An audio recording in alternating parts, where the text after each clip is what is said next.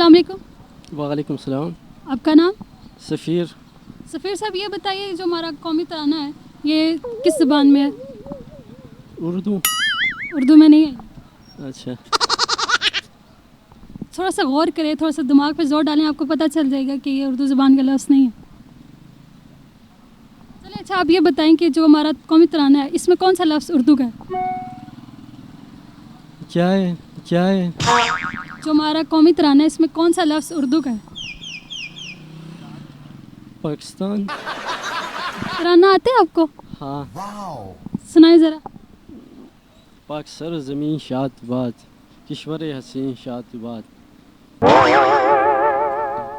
अच्छा ये होता है, मैं आपको बता दूं कि इसमें ना आप जैसे जैसे आगे जाते जाएंगे ना तो आपको अंदाज़ा हो जाएगा कि कौन सा लफ्ज़ जो है उर्दू का है।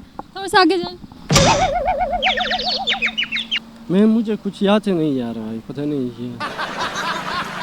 थोड़ा सा हिंट दे देती हूँ, ठीक है? धूप में एक दरख्त लगा है, उसको हम क्या कहेंगे? उसका क्या है?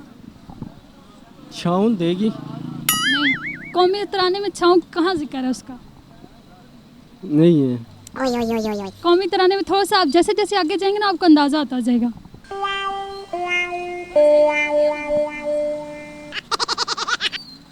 चलिए, बहुत शुक्रिया आपने हमसे बात। Thank you.